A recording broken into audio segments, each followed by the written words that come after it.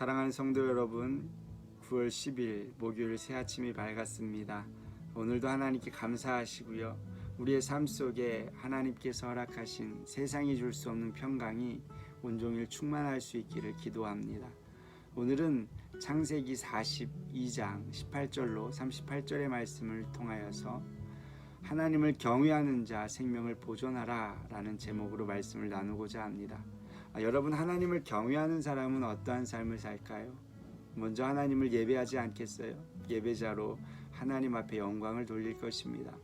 그리고 그들의 삶 속에서 하나님이 주신 사명을 이행하기 위해서 생명을 살리고 생명을 보존하는 일에 앞장서게 될 것입니다. 저와 여러분들을 하나님께서 사랑하셔서 먼저 불러주셨고 하나님의 자녀 삼아 주셨습니다. 우리가 먼저 하나님을 예배하는 예배자로 서시고 우리의 삶 속에서 영혼을 살리는 일에 앞장서는 복된 하나님을 경외하는 자 될 수 있기를 축복하고요. 더불어서 오늘 말씀을 통해 다시 한번 나의 삶을 점검할 수 있기를 소망합니다. 요셉은 형들에게 3일이라는 아주 귀한 시간을 주었습니다. 이들에게 있어서 3일은 긴 시간일 수도 있고 짧은 시간일 수도 있겠지만 여러분, 이 3일 동안 이들이 무엇을 했을까요? 아마도 침묵의 시간도 있었겠지요. 뿐만 아니라 서로 이런저런 이야기들을 나누면서 화도 내기도 하고 싸우기도 하고 또 자신들을 돌아보는 시간들이 되었으리라 생각합니다. 특별히 아버지 앞에서 하지 못했던 이야기, 그들만의 공간에서 아마 요셉의 이야기도 나누었을 것입니다. 그러면서 자신들의 삶을 돌아보며 반성도 했겠죠. 그러는 가운데 요셉이 형들에게 찾아와서 새로운 제안을 합니다. 우리 18절 말씀 한번 보실까요? 사흘 만에 요셉이 그들에게 이르되 나는 하나님을 경외하노니 너희는 이같이 하여 생명을 보존하라. 내가 하나님을 경외하기 때문에 생명을 보존하는 길을 제시해 주겠다라는 거예요. 이 이야기를 들었을 때 실제로 하나님을 경외하는 자들이라고 말하는 이 형제들은 어떤 마음이 들었을까요? 그들은 하나님을 경외한다고 했는지는 모르겠지만 생명 보존하는 일에 앞장서지 않았거든요. 과거의 디나 사건을 통해서 시므온과 레위는 그 땅에 있는 남자들을 무차별하게 죽였습니다. 뿐만 아니라 요셉이 올 때에 이 형제들은 함께 모여 요셉을 죽이고자 하는 계획도 세웠던 것이죠. 그런 것들을 돌아볼 때 이 말이 큰 충격으로 다가오지 않았을까 생각해 봅니다. 그러면서 요셉이 한 제안은 이렇습니다. 너희 중에 한 사람만 이곳에 갇혀 있고 나머지 9은 돌아가서 너희 가족들, 굶주리는 가족들을 살려라. 그리고 너희의 진실함을 밝히기 위해서 다시 르우벤을 데리고 돌아와라. 그러면 너희의 진실함도 밝혀질 것이고 너희들의 생명은 다 살게 될 것이다. 이렇게 제안한 거예요. 그런데 이 이야기는요, 이 형들에게는 큰 괴로움으로 다가온 것이죠. 왜냐하면 우선 10명 중에 1명이 남아야 되는데 누가 남습니까? 그것부터 고민이었을 거예요. 뿐만 아니라 돌아가서 르우벤을 데려온다는 것은 쉽지 않았다라는 결론이 그들의 마음 가운데 이미 내려졌을 것이고, 그렇게 되면 이곳에 남는 자는 죽을 수밖에 없겠구나 라는 생각에 괴로움이 찾아왔고, 그것을 통해 다시 한번 요셉을 떠올리며 회개하는 모습을 봅니다. 21절입니다. 그들이 서로 말하되 우리가 아우의 일로 말미암아 범죄하였도다. 그가 우리에게 애걸할 때에 그 마음의 괴로움을 보고도 듣지 아니하였으므로 이 괴로움이 우리에게 임하도다. 먼저 범죄했다라고 고백하지요. 그리고 우리가 요셉이 애걸할 때에 그 마음의 괴로움을 보고도 듣지 아니했다. 그리고 그 괴로움이 우리에게 임했다라고 고백하는 거예요. 이렇게 회개하는 고백이 있는가 하면 원망하고 책임을 전가하는 르우벤의 모습도 볼 수 있습니다. 22절인데요. 르우벤이 그들에게 대답하여 이르되 내가 너희에게 그 아이에 대하여 죄를 짓지 말라고 하지 아니하였더냐. 그래도 너희가 듣지 아니하였느니라. 그러므로 그의 핏값을 치르게 되었도다 하니. 그렇습니다. 자기의 책임을 회피하면서 아우들에게 그 책임을 전가하며 원망하는 모습이 담겨져 있지요. 여러분, 우리는 살아가는 삶의 현장 가운데 크고 작은 어려움, 위기들이 찾아옵니다. 그런데 그럴 때 어떤 사람은요, 자신을 돌아보는 사람이 있고요, 어떤 사람은 누군가에게 책임을 묻고 회피하며 그 책임을 추궁하는 사람도 있다라는 거예요. 저와 여러분들은 어떠한 사건과 아픔과 위기 속에서 먼저 내 자신을 돌아볼 수 있는 그러한 하나님의 사람들이 될 수 있기를 소망합니다. 그 모습을 본 요셉은 갑자기 감정이 올라와서요, 다른 곳에 가서 실컷 울고 돌아옵니다. 그리고 시몬을 결박하고 형들을 보내주게 되지요. 23절 24절 말씀인데요, 그들 사이에 통역을 세웠으므로 그들은 요셉이 듣는 줄 알지 못하였더라.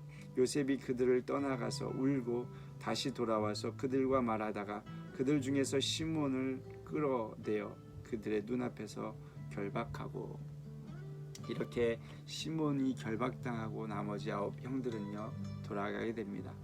돌아가는 과정 속에서 나귀에게 음식을 먹이기 위해 자루를 열어봅니다. 그 여관에서 자루를 열어보는데 깜짝 놀랄 일이 생겼습니다. 그들이 가져왔던 돈뭉치가 그대로 있는 것입니다. 그것으로 인해서 이 형들은요 다시 한번 두려움에 휩싸이게 됩니다. 27절 28절입니다.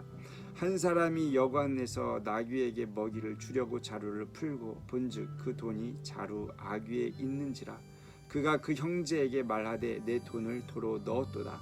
보라, 자루 속에 있도다. 이에 그들이 혼이 나서 떨며 서로 돌아보며 말하되 하나님이 어찌하여 이런 일을 우리에게 행하셨는가 하고. 이 대목에 있어서 정말 중요한 문장이 있습니다. 이들은 이 사건을 통해서 하나님을 찾았다는 거예요. 그동안 요셉의 형제들은요 하나님을 찾는 모습을 성경에서 보지 못했어요. 그런데 이 어려움 속에서 하나님을 찾고 어찌하여 우리에게 이렇게 행하셨는고 라고 표현했다라는 것이죠. 물론 이게 원망이 될 수도 있지만 중요한 것은 하나님을 찾았다는 거예요. 그렇습니다. 문제 앞에 우리가 돌이키고 나의 삶을 돌아보면, 그리고 회개하면 그 다음에는요 하나님을 찾게 돼 있다는 거예요. 저와 여러분들이 문제 앞에 하나님을 찾는 일들이 많아질 수 있기를 소망합니다.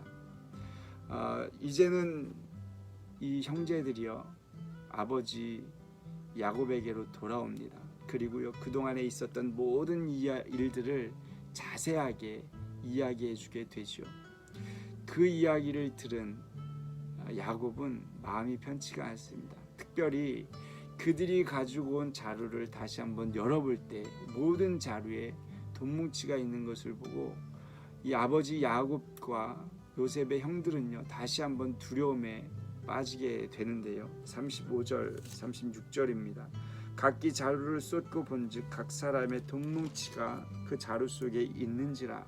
그들과 그들의 아버지가 돈뭉치를 보고 다 두려워하더니 그들의 아버지 야곱이 그들에게 이르되 너희가 나에게 내 자식을 잃게 하도다. 요셉도 없어졌고 시몬도 없어졌거늘 베냐민을 또 빼앗아 가고자 하니 이는 다 나를 해롭게 함이로다. 보세요. 이들이 이 사건을 통해서 야곱에 하는 이야기를 우리는 집중해야 합니다. 먼저 요셉을 잃었다는 거예요. 그리고 시몬도 잃었다라고 표현하고 있어요. 즉 너희들이 가져온 이 재물들로 인하여서 그는 도둑의 누명을 쓰고 죽게 될 것이다. 여기에는 또 다른 의미가 있습니다. 내가 베냐민을 보낼 수 없다라는 것이죠. 그러면서 어떻게 내가 너희들에게 베냐민을 보내서 베냐민까지 죽게 할 수 있느냐라는 표현이에요. 이 이야기를 들은 장자 르우벤은 이렇게 요청합니다. 한번 그 다음의 말씀 37절 말씀을 보실까요? 르우벤이 그의 아버지에게 말하여 이르되 내가 그를 아버지께로 데리고 오지 아니하거든 내 2 아들을 죽이소서. 그를 내 손에 맡기소서. 내가 그를 아버지께로 데리고 돌아오리이다. 아주 위험한 제안을 합니다. 내가 베냐민을 데려오지 아니하면 내 두 아들을 죽이소서. 이것은 생명을 하찮게 여긴 것이 아니라 어떻게 보면 반드시 데려오겠다라는 결혼의 표현이죠. 그래서 르우벤은 시몬을 살려야 합니다 라는 것을 아버지에게 이야기한 것입니다. 그러나 아버지는 요지부동입니다. 그도 나름대로 이렇게 표현해 주고 있습니다. 38절을 보실까요? 야곱이 이르되 내 아들은 너희와 함께 내려가지 못하리니 그의 형은 죽고 그만 남았음이라. 만일 너희가 가는 길에서 재난이 그에게 미치면 너희가 내 흰 머리를 슬퍼하며 수올로 내려가게 함이 되리라. 야곱도 결혼에 찬 마음으로 이야기합니다. 절대로 보낼 수 없다. 내가 이미 그의 형 요셉도 잃었는데 이도마저 잃어버리면 나는 수올에 내려갈 것이다. 이렇게 이야기합니다. 이것을 보면서 아버지가 아들에 대한 사랑이 얼마나 고귀한가를 다시 한번 보게 되지요. 물론 다른 형제들도 아들이지만 특별히 사랑했던 그 아들에 대한 표현, 이것을 보면서 우리는 하나님 아버지의 마음을 볼 수 있어야 합니다. 하나님은요, 아프고 고통스럽지만 독생자 아들 예수 그리스도를 이 땅에 보내주시면서 생명을 살렸다라는 거예요. 예수 그리스도를 믿는 모든 자들에게 생명을 주셨다라는 것이죠. 이것이 바로 하나님의 고통 속에서 일하신 하나님의 능력이라는 것입니다. 여러분, 하나님을 경외하는 자 왜 생명을 존중해야 합니까? 하나님께서 생명을 살리기 위해 독생자 아들을 주셨기 때문입니다. 저와 여러분, 그 생명을 받은 자들입니다. 우리도 하나님의 마음을 알아 생명 살리는 일에 앞장서는 거룩한 성도님들 되기를 축복합니다. 기도하시겠습니다. 사랑의 하나님, 감사합니다. 오늘도 주의 말씀을 상고합니다. 하나님을 경외하는 자, 그 사람들은 생명 살리는 일, 생명 보존하는 일에 앞장서야 할 것입니다. 우리는 예수 그리스도를 믿음으로 아버지 하나님께서 허락하신 생명을 받았습니다. 우리도 생명 살리는 자들 되게 하여 주시옵소서. 오늘 만나는 이들에게 예수 그리스도의 복음을 증거하여 생명을 선포하는 복된 하루가 되게 하여 주시옵소서. 감사드립니다. 거룩하신 예수 그리스도의 이름으로 기도드렸사옵나이다. 아멘.